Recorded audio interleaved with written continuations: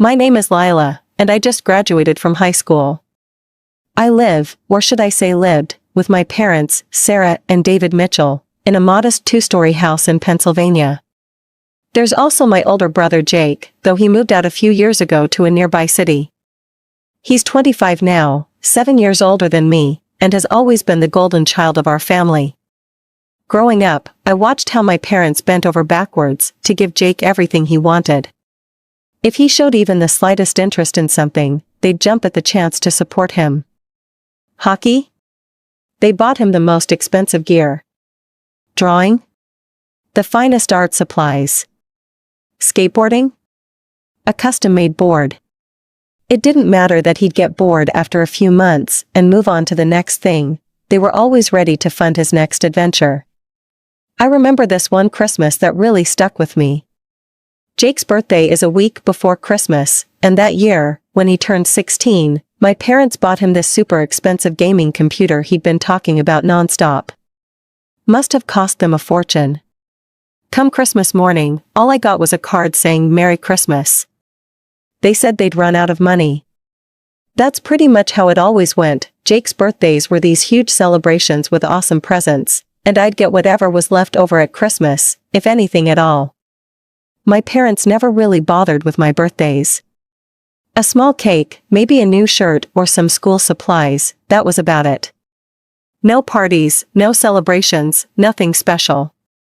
That's why I was completely thrown off when they sat me down in our living room last week, just days after my graduation. Lila, Mom said, smoothing her shirt like she always does when she's trying to appear casual, we've been thinking. You're turning 18 soon, and it's a big milestone. We want to throw you a proper party. I nearly choked on my coffee. A party? I asked, sure I must have heard wrong. Dad nodded, looking unusually enthusiastic. Yes, sweetheart. We'll invite the whole family, make it a real celebration. I sat there, staring at them both, trying to figure out what the catch was. My parents aren't the type to suddenly change their ways without a reason. Something was up, I could feel it in my gut. Why now? I asked, trying to keep the suspicion out of my voice. You've never wanted to throw me a party before. Well, you're graduating high school, going to college soon, Mom said, waving her hand dismissively. It's different now. You're becoming an adult. I nodded slowly, but something didn't feel right. The way they were acting, the sudden interest in celebrating my birthday, it was all too convenient. But I couldn't put my finger on what exactly was wrong. Over the next few days, I actually started getting excited about the party. Maybe I'd been too quick to judge my parents' intentions. After all, it made sense, I was turning 18, had just graduated with honors, and was heading off to college soon.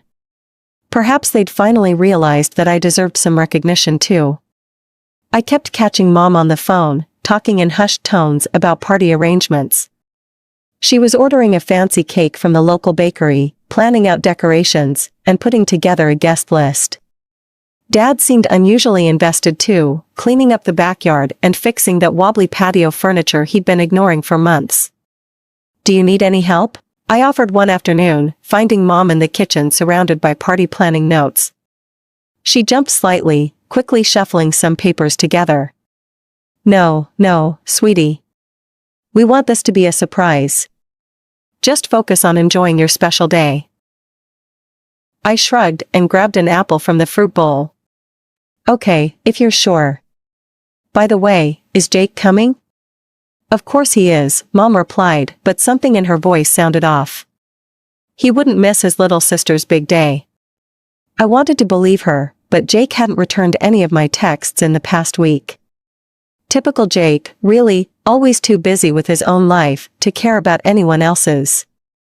2 days before the party, I was heading downstairs to get a glass of water when I heard my parents talking in the kitchen. I normally wouldn't eavesdrop, but something in Dad's tone made me pause at the top of the stairs. David, are you sure everything will be perfect? Mom's voice was tense. Your mother is very particular about these things. I froze. Grandma Eleanor was coming? She lived in Massachusetts and rarely visited us. The last time I'd seen her was almost 2 years ago. Sarah, we have to make this work, Dad replied urgently. Mom needs to see that we're making an effort with Lila. You know how she gets about how we treat the kids. I know. She's always going on about how we favor Jake.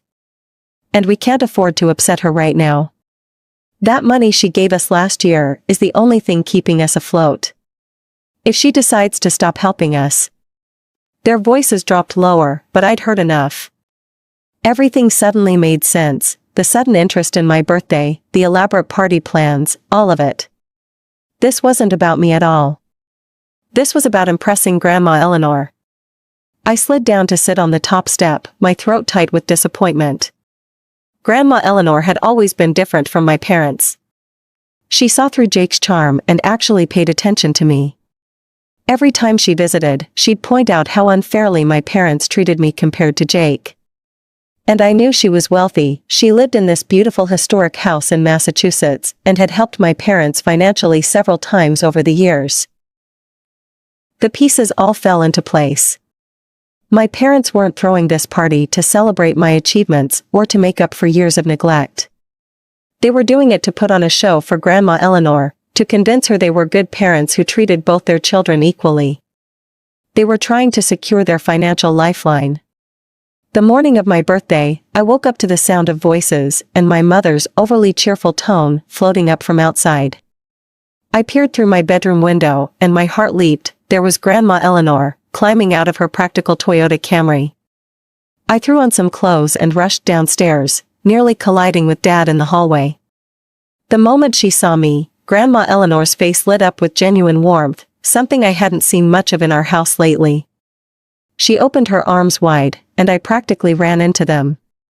There's my beautiful girl. She hugged me tight, smelling of fresh-baked cookies and that mild lavender soap she always used. When she pulled back, her eyes were sparkling. Let me look at you properly. A high school graduate already. What's next for you, sweetheart? We moved into the living room, where Mom had already arranged the furniture to look like something out of a home decor magazine. I sat next to Grandma on the sofa while my parents perched nervously on the edge of their seats. Well, I started, trying to ignore my mother's intense stare. I actually got accepted to several colleges. 2 of them offered me spots. That's wonderful. Grandma squeezed my hand. Tell me about them. The state university offered me a full scholarship, I explained, watching my parents nod approvingly. And then there's Brington College.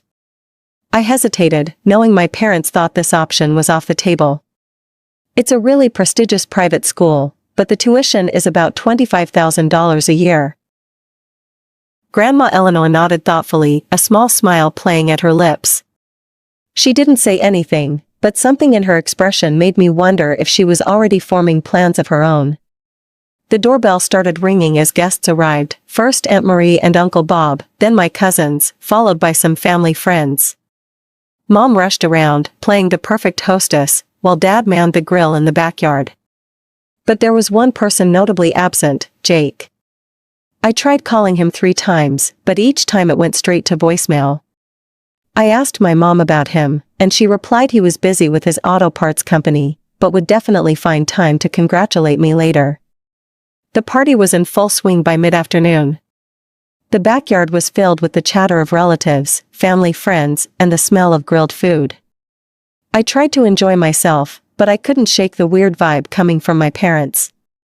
They kept hovering around Grandma Eleanor like anxious satellites, making sure her glass was always full and her plate never empty. I was just finishing a piece of birthday cake when Grandma Eleanor suddenly stood up, tapping her fork against her glass. The chatter died down as everyone turned to look at her. I'd like to say something, she announced, her voice carrying across the yard. Today, we're celebrating not just Lila's 18th birthday, but also her acceptance into college. She smiled warmly at me. Lila, honey, I've watched you grow up into an incredible young woman. Unlike some people, she paused meaningfully, you've always worked hard and never taken anything for granted. My parents shifted uncomfortably in their chairs. I could see Mom's fingers nervously shredding a paper napkin. When you told me about your acceptance to Brington College, Grandma continued, I could see how much you wanted to go there, even though you thought it was out of reach. She reached into her purse and pulled out an envelope. That's why I've decided to give you a special gift. She walked over and handed me the envelope. My hands were shaking as I opened it. Inside was a check. When I saw the amount, I thought I was seeing things wrong. I blinked and looked again. $100,000, Grandma announced to the stunned crowd. Enough to cover your tuition at Brington College. The silence lasted for about 3 seconds, before erupting into chaos. Aunt Marie let out a gasp that could have sucked in half the oxygen in the yard. Uncle Bob started clapping, and soon everyone joined in. My cousins were whooping and cheering. I just sat there, staring at the check through tears that wouldn't stop falling. This wasn't just money, it was freedom, opportunity, a chance to go to my dream school without drowning in debt. Grandma, I choked out, standing up to hug her. I can't believe, thank you so much. From the corner of my eye, I could see my parents. They weren't clapping. Mom's face had gone pale, and Dad looked like he'd been hit with a brick. They were whispering to each other, their heads close together, occasionally shooting glances at the check in my hands. I spent most of the evening talking with Grandma Eleanor. She told me stories about her college days and gave me advice about living on campus.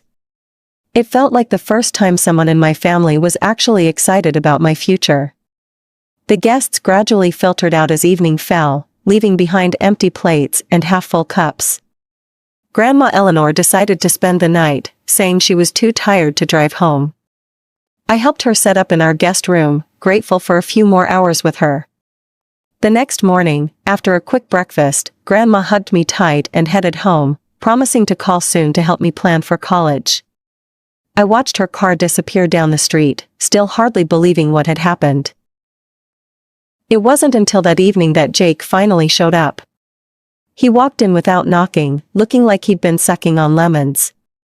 His expensive designer clothes were wrinkled, and dark circles shadowed his eyes. Happy birthday, sis, he mumbled, not quite meeting my eyes.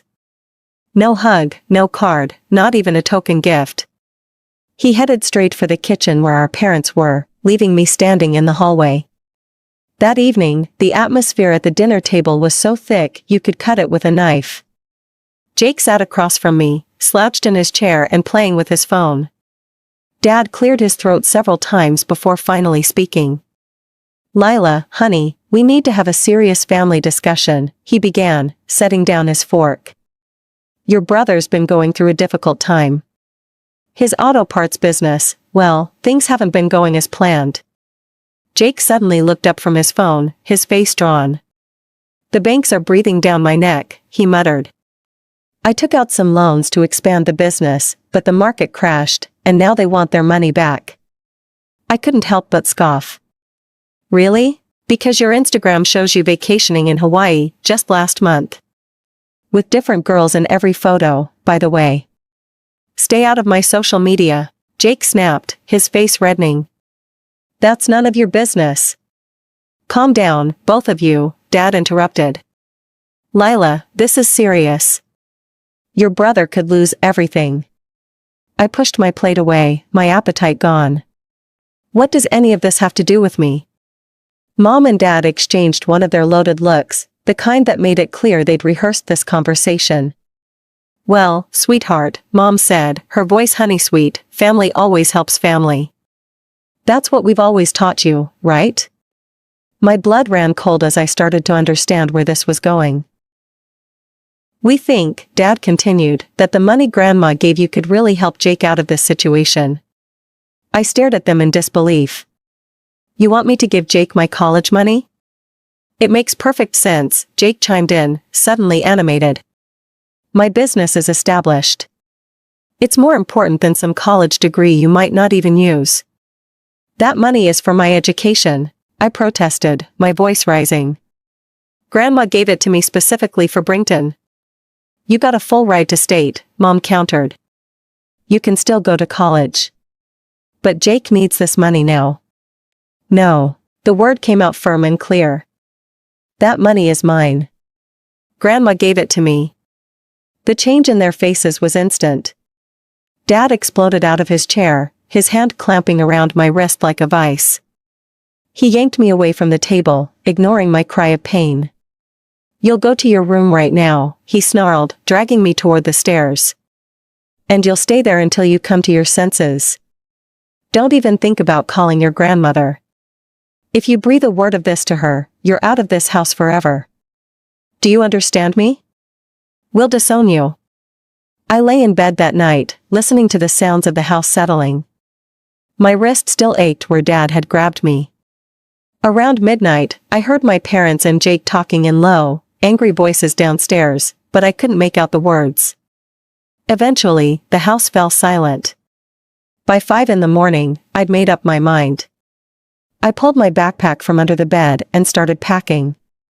Documents first: birth certificate, social security card, high school diploma. My laptop went in next, then some clothes and toiletries. I checked my wallet. I had about $300 saved up from my part-time job at the library. The check from Grandma was safely tucked into a book I kept on my nightstand. I added it to my documents, double-checking that everything important was secure. Moving like a ghost, I crept down the stairs, avoiding the third step that always creaked. The house was dark and quiet except for Dad's snoring from the master bedroom. I grabbed my phone charger from the living room and some granola bars from the kitchen. The morning air was cool as I slipped out the back door. I didn't look back. At the train station, my phone started buzzing. Mom's face flashed on the screen. I declined the call. Then one from Jake, declined. Dad, declined. Messages started flooding in. "Where are you? Come home right now. You're being ridiculous. Think about your brother.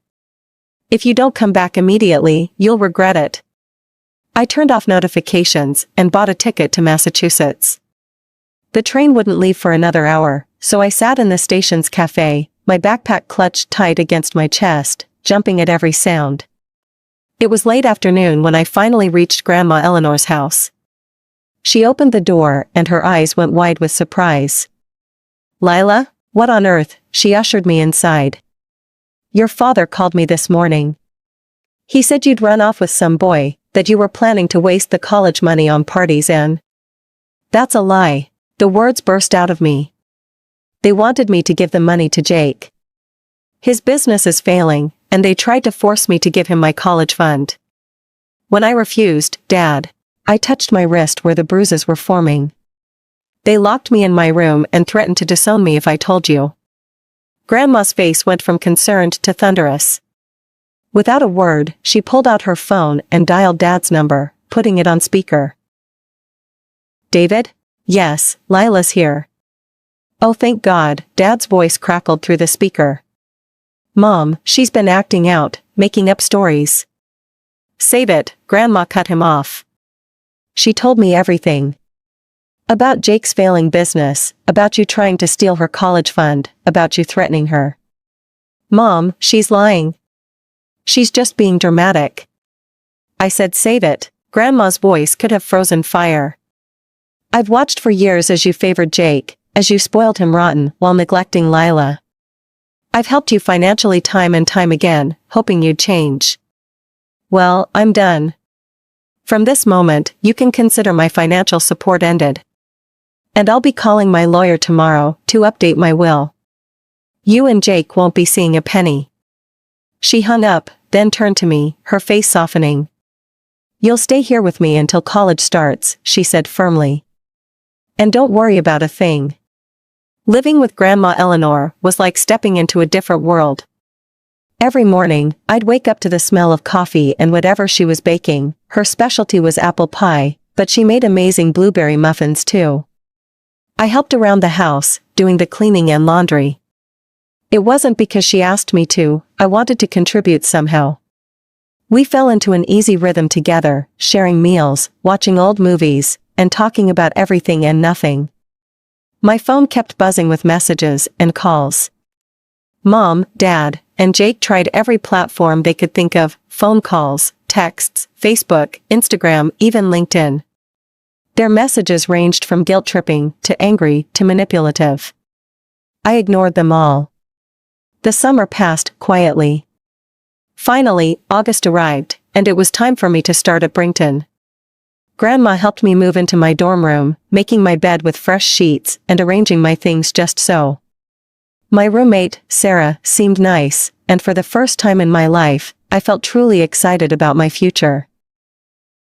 The first month of college was a whirlwind of new experiences. Classes were challenging but fascinating, I was making friends, and I'd even joined the campus newspaper. For once, I wasn't living in Jake's shadow, I was just Lila, finding my own path. Then one Tuesday, my resident advisor knocked on my door. "Lila, your parents are here. They're waiting at the campus coffee shop." My stomach dropped, but I knew this confrontation was inevitable. I found them sitting at a corner table, both looking somewhat deflated compared to the last time I'd seen them. "Lila," Mom reached for my hand, but I kept them firmly in my lap. "You look good." "What do you want?" I asked, getting straight to the point. Dad shifted uncomfortably. We wanted to apologize. We were wrong to try to take your college money. We were wrong to threaten you. We were wrong about a lot of things." I waited, knowing there was more. "There always was with them. We were hoping," Dad continued, his voice carefully measured, "that maybe you could talk to your grandmother. About her will. We're not asking for your money anymore, but—" "No," I said simply. "If you want to fix things with Grandma, you'll have to talk to her yourselves. I'm not getting involved." They exchanged frustrated looks. "Lila, be reasonable," Dad started. "I am being reasonable. For the first time in my life, I'm putting myself first. If you want to repair your relationship with Grandma, that's between you and her." Mom's face hardened. "So that's it? You won't help your family at all?" I stood up, gathering my things. "You know what's funny? When you wanted my college money, it was family helps family. But you never helped me, ever. It only goes one way with you, doesn't it?" 2 months into my first semester at Brington, I got a call from Aunt Marie. I almost didn't answer, she'd always been closer to Mom's side of things, but something made me pick up. "Lila, are you sitting down?" Her voice was hushed, like she was sharing state secrets. "I thought you should know what's happening back home. Jake's business, it's completely gone under. He owes the banks hundreds of thousands. He's moved back in with your parents." I let that sink in. The mighty Jake, who'd always looked down on my modest college plans, was back in his childhood bedroom. "Your parents," Aunt Marie continued, "they're spending their retirement savings to help him with the debts. They're talking about taking out a second mortgage on the house." Later that same week, Grandma called. "I had some visitors today," she said, and I could hear the weariness in her voice. "Your parents showed up on my doorstep. They were begging me to help with Jake's debts. Said they were going to lose everything." She paused. I told them no. Said they needed to handle this situation themselves for once. How did they take it? About as well as you'd expect. Your mother cried, your father got angry. But I stood firm. I told them this was the consequence of years of spoiling Jake rotten while ignoring you. As the semester progressed, more news trickled in through various relatives. Dad had taken a second job. Mom was selling her jewelry. Jake had the audacity to buy a new iPhone while living rent-free on their dime. During fall break, I went to stay with Grandma. We baked pies together, and she helped me with my term paper research. She'd set up a proper guest room for me, with a desk and everything I needed for studying. Your midterm grades came, she mentioned one evening. Straight as. I'm so proud of you. Thanks, Grandma. I hesitated before asking, do you ever regret cutting them off? She set down her knitting and looked at me seriously. Not for a second. Sometimes the kindest thing you can do for people is let them face the consequences of their actions. She was right, of course. Every time I heard about my family's financial struggles, a small part of me felt guilty. But then I'd remember all the years of favoritism, all the Christmases with just a card while Jake got expensive gifts, all the times they dismissed my achievements while celebrating Jake's smallest accomplishments. Now I was thriving at Brington, making friends, earning top grades, and planning for a future I'd chosen. Meanwhile, they were dealing with the consequences of their choices. It wasn't my job to fix their mistakes, it never had been. The last I heard, Jake was talking about some new business idea he had, and my parents were still somehow trying to find ways to fund it. Some patterns are hard to break, I guess. But I had broken free of those patterns, thanks to Grandma's gift and her belief in me.